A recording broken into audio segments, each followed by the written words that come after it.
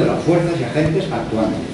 Siendo productos sociales, no parece ni obvio ni sensato que deban atribuírseles poderes o capacidades especiales, ni que exhiban pretensiones sociales en exceso.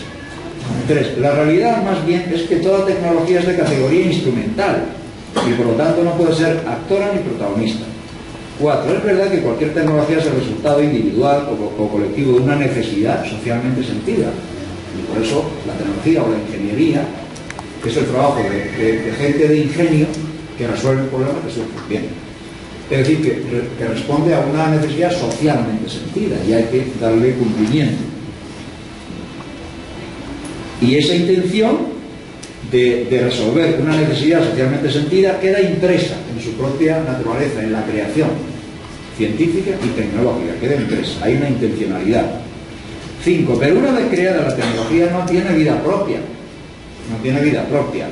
Esta mesa se ha creado porque había que sentarse y había que trabajar, pero una vez creado es madera, no tiene vida propia, hasta ahí podíamos llegar. Es inerte, pero no es ni ingenua ni neutra, porque tiene esa intención que le ha dado la existencia. 6. Funcionalmente, en la ciencia y la tecnología la neutralidad no existe, y estamos hartos de escuchar y a veces de decir que la ciencia y la tecnología son neutras, que dependen de lo que se haga con ellas. Pues no son neutras, por lo que estoy explicando, porque en el momento de su creación, en el laboratorio, en las empresas, ya llevan impresa una intencionalidad concreta, y eso impide decir que son neutras. La neutralidad no existe, precisamente porque siempre hay intencionalidad en su creación y, por supuesto, en su aplicación, que no puede ser nunca neutra. 7. Tampoco puede decirse que sean autónomas ni independientes, ya que no poseen vida propia. Son creaciones intencionadas, no libres, se dejan llevar. 8. En consecuencia, al ejercer sus funciones, es decir, al ser aplicadas, reflejan, protagonizan y desempeñan su función de forma orientada. 9. La segunda característica más destacada de la tecnología, junto a su carencia intrínseca de autonomía y vida propia, es que supone un instrumento económico principalísimo de los negocios, de la producción, del consumo. Y 10. A la capacidad propia de rendir frutos y sobre todo al vigor del impulso que la aplica y extiende, se debe que frecuentemente se sobrevalore la función social de la tecnología, llevando al determinismo imperativo tecnológicos que decía. Cuando analizamos esto, el papel social de la ciencia y la tecnología, siempre debemos de preguntarnos ¿por qué ha surgido esta técnica y para qué? Y a veces, ¿para quién? Porque normalmente nos basta con preguntar el qué es, y el cómo se hace. Estas son las respuestas a las preguntas de los ingenieros. ¿Qué hacemos y cómo lo hacemos? Pero claro, hay que preguntar también por qué y para qué. Y a veces, ¿para quién? Quiero decir, ¿para qué sector? Especialmente cuando estamos tan contentos con los computadores y con los celulares, etcétera, etcétera. Y claro, es que menudo avance humano. Es todo un desarrollo que se hizo en relación con la guerra y además para incrementar la productividad de las empresas. Pues que ese es el 80 al 90% de la intencionalidad en la electrónica en general y en las telecomunicaciones en particular. Y luego me gustaría decir 4 minutos de palabras sobre la idea de progreso, que es fundamental en la formación ambiental, en la sensibilidad ambiental. ¿Qué pasa con la idea de progreso? ¿Qué es eso del progreso? Pues eso del progreso es pues, que progresamos, o que tenemos que progresar, o que todos creemos en el progreso, y si estamos en campaña electoral, pues se habla del progreso. Y si estamos estudiando la historia, pues decimos que la historia, incluso los filósofos de la historia, pues que progresen.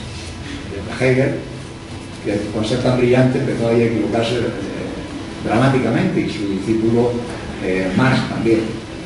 Bueno, pues el progreso, después de tanto tiempo, sobre todo después del siglo XIX, el progreso tiene un origen ilustrado y súper optimista, por tanto. Es una idea del final del siglo XVIII, de la Revolución Francesa y de los ilustrados.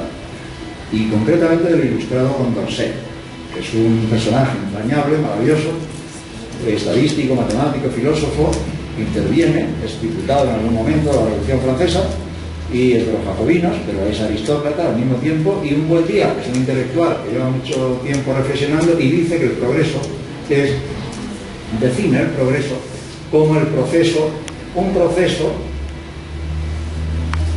para la sociedad que resulta ilimitado, que además es acumulativo e irreversible, que es el colmo del optimismo. A continuación le cortan el cuello. Se esconde, no sabemos si finalmente cayó en manos de la guillotina o si él, ante esa tesitura, se dio muerte a sí mismo. Él desaparece en marzo del 75, después de dejar escrito esto, y no hay tumba de Condorcet. O sea, ahí está todo porque efectivamente fue un hombre muy notable, ¿no?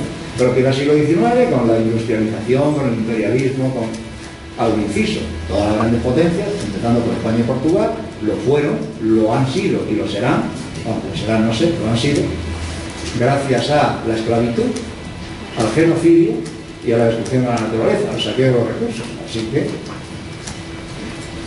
y eso es una constante histórica. Pero decía que llega el siglo XIX con toda la, pues eso, con toda la explosión industrial, etcétera, etcétera, y ya al final de siglo, y con sus guerras cada vez más tecnificadas, y a partir ya de la guerra de Crimea, 1850 y tantos, con las primeras masacres sistemáticas, el pensamiento empieza a preguntarse si es verdad que progresa o no. Y es ya en la Exposición Universal de Londres de 1851, que creo que es la primera de la serie de exposiciones universales, cuando ahí ya, no en la exposición, que es todo brillantísimo, la reina Victoria disfruta mucho y la visita varias veces y está encantada. No, en el entorno ya hay una corriente intelectual que son, no ecologistas, no podríamos llamarlos, pero son, en general son urbanistas, arquitectos, históricos del arte, historiadores del arte, que no están de acuerdo con nada de eso. Y llega el siglo XX, llega la Primera Guerra Mundial y la Segunda, y las masacres de Stalin y de Hitler, y el empleo en todas esas cosas de la ciencia y la tecnología, y claro, ya llega la crisis, pero ya era eso. Y el primer trabajo, y mejor, yo creo, que siempre lo llevo también fotocopiado para no machacar el libro, y lo cito siempre, es de un tal Bury, un británico, John Bury, que se llama La idea del progreso, de 1920. Acaba la Primera Guerra Mundial y este ya hace su balance. Y dice, no, de progreso nada. El progreso es una idea, dice, como la de la providencia, que por cierto, el progreso sucede en términos históricos a la idea de la providencia que va a arreglar todo. Como la de la inmortalidad del alma, que se cree o no se cree. Y por cierto, no hay forma de demostrarlo. Esa es la idea del progreso. Es una idea, es una fe, es un mito, o es cada uno que haga lo que quiera. Pero que el concepto de progreso ilustrado como una función o un acontecimiento ilimitado, irreversible y acumulativo es un disparate. Otra cosa es, y además debemos de distinguir, una cosa es separar lo científico-técnico y llamarle avance mejor que progreso. Ahí los avances o progresos son indiscutibles, pese a que siempre tenemos el doble filo de su utilidad. En fin, ya he dicho antes cómo se debe combatir el determinismo tecnológico, científico, y otra cosa es decir, aludir a progreso humano y social. Eso sí nos interesa. Pero ese es precisamente el que nos plantea las mayores dudas. ¿Progresamos humana y socialmente? Científica y tecnológicamente sí, pero humana y socialmente, eso es lo que más está claro. Finalmente, me queda algo muy poquito. Querría también, bueno, lo del ecopesimismo. El resumen de mi experiencia, yo empecé en el 73, efectivamente a finales, como he dicho antes, tenía 26 años y ahora tengo 63. Así que he vivido 37, la mayor parte de ellos, pues dedicados a esto. Bien como militante, bien como consultor, bien como político a veces, o bien como profesor, que ha sido la última experiencia en la que me siento más tranquilo ya y desde luego disfrutando siempre muchísimo de la experiencia educativa, de mis alumnos y de todos los cariños que voy entrelazando en Madrid y aquí, especialmente aquí, porque estas estancias son de una singular vivencia y utilidad, etcétera, etcétera. Pero bueno, ¿qué es el ecopesimismo?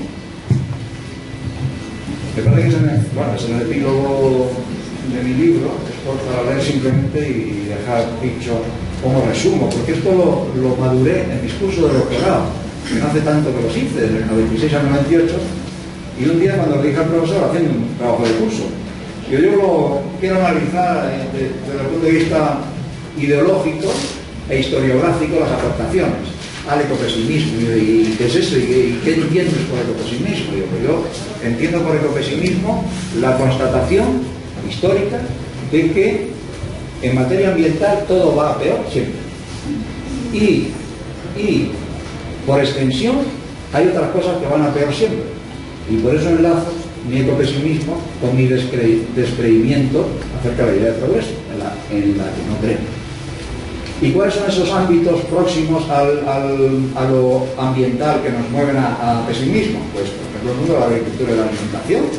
Ni la revolución verde de los años 60, ni las promesas de los transgénicos actuales van a resolver ni han resuelto el problema del hambre. Y eso sí que es un problema importante. Pero nunca los problemas importantes los van a resolver la ciencia o la tecnología. Nunca. Ni el hambre, ni la paz, ni la justicia, ni la equidad. Claro que no. Claro que no, volvemos al principio. Son cuestiones altamente políticas y a veces exclusivamente políticas. O el mundo de las relaciones, incluso personales.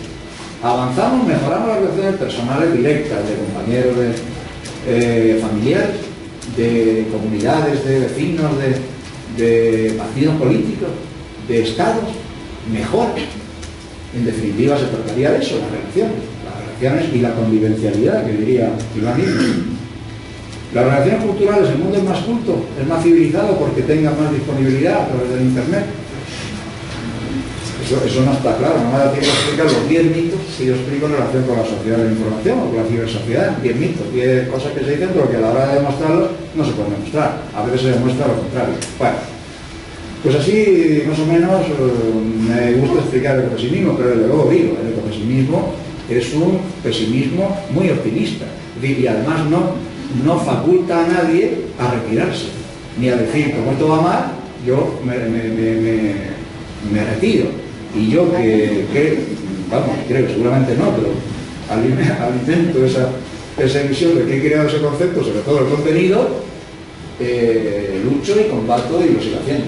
Y creo que esa es la obligación. Y el responder a esa responsabilidad personal, en materia ambiental concretamente, si fuera político, pues lo plantearía en otros términos, pero en materia ambiental, pues eso va por encima y es mucho más importante que considerar si vamos a ganar o vamos a perder, o si esto va finalmente a conseguirse o no, o si realmente vamos a contribuir a cambiar notablemente la marcha del mundo.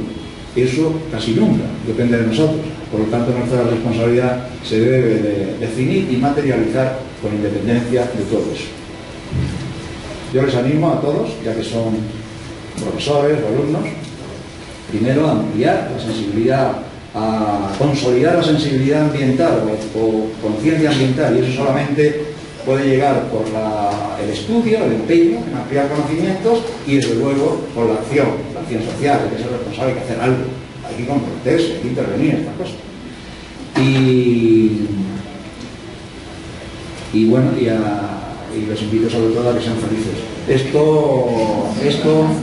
Esto puede acompañar incluso a la vida más o menos vertiginosa o más o menos preocupada y tal, pero la felicidad nunca es una función ni sencilla, ni gratis, ni se nos da por antonomasia.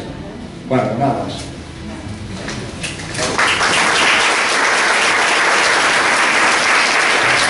Bueno, como profesor, y de hecho comparto mucho lo que usted manifestó sobre el progreso, dice sobre para dónde vamos como especie. Estamos aumentando los patrones de distribución del ser humano en todas partes y la huella que estamos dejando. Y por supuesto nosotros, como profesores y como gentes que están tratando de buscar un cambio, debemos dejar también a los estudiantes una idea de que es posible hacer un impacto positivo en contra de esa huella que estamos dejando. Sin embargo, yo comparto con usted ese pesimismo, ¿verdad? Es decir, de hecho creo que va a ser el crecimiento, la misma huella que estamos dejando la que va a generar la transformación, probablemente regresar a buscar una perspectiva muy diferente. Pero usted, ¿qué le dejaría o qué diría de acción positiva? Es muy difícil plantear, decir que luego la gente pregunte, entonces ¿qué hago? ¿Qué debemos hacer? Esperar las cosas porque sigan su camino, porque es inevitable, es inexorable, es un absurdo, nada más no hay que entenderlo, sino solamente aceptarlo, o hay una acción positiva, o esa acción positiva es ajena a lo nuestro, porque uno está tentado a pensar por ahí, al ser una posición un poco, como usted lo manifestó, pesimista.